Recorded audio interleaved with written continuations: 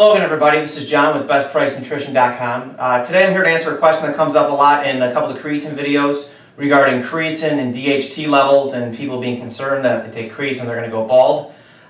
Quick background on creatine, guys. Creatine is the most researched performance-enhancing supplement there is on the market. For instance, if you go to PubMed and you search creatine monohydrate, you're going to get 335 results. If you narrow that down to humans, you get 257 results. And if you narrow that down to humans plus clinical trial, that comes to 151 results. So as you can see, there's a lot of studies, and mind you, there's other forms of creatine that probably don't come up in that search, things like that. So there's other factors to consider. So there's a lot of research on creatine. That's the point I want to drive home. When you search creatine and DHT, there's actually two results that come up, one of which is a study and the other one is a published comment on that study. So I want to address the study in question, where this comes from. And the real quick background on the study is that it was done on 20 rugby players. It was a 3-week study, and the results that they found were as follows. After 1 week of loading, where they took 25 grams a day, DHT levels elevated 56%, where testosterone stayed at baseline. So DHT up 56% from baseline. After an additional 14 days at maintenance, so the completion of the 3-week trial, that number dropped down to 40% over baseline.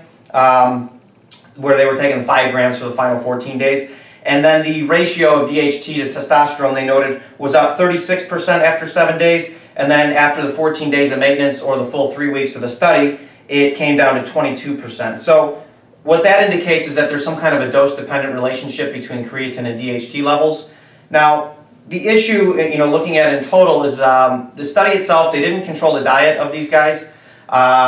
They did not indicate training, what type they were doing or anything like that.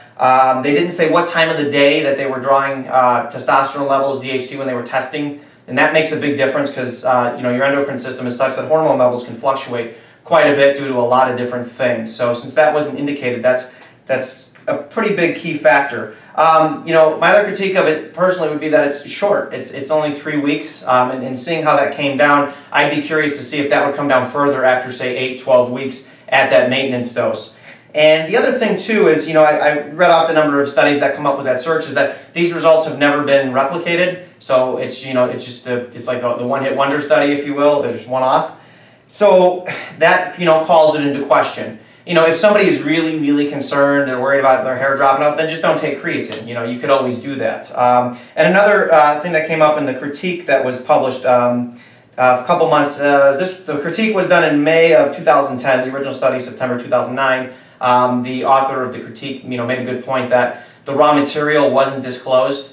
And, with creatine especially, we know that, there's been times in the past where some of the raw material has been contaminated. So that's why we always recommend buying Creapure. Creatine monohydrate in and of itself is pretty cheap.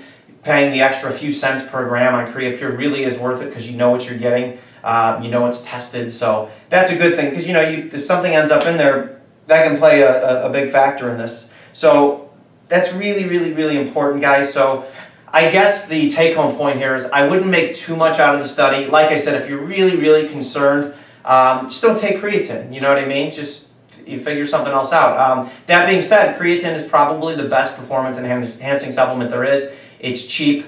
My personal opinion, one study is a short-term study like this is not enough to sway me not to take it. And look at I got these power rallies going. I've kind of always had a long hairline, but seemingly I'll have to give up the denial that, these have moved back a little bit over the years. But I wouldn't think it was my, creatine taking. I've had my, blood work done over the years. I've never really had any issues there. So I don't know. So it's really up to you guys. If this one study does concern you, that's okay. I mean, that's your own personal criteria. I'd like to see a longer-term study with more subjects where some of these variables, such as training and diet and time the blood was taken and the raw material used, are controlled. Then I would find it a bit more convincing. But at this point, I'm personally not willing to give up my creatine. I'll take my chances on that. So I hope this cleared this up for you guys. I hope, if you have any other questions on it, please feel free to post them.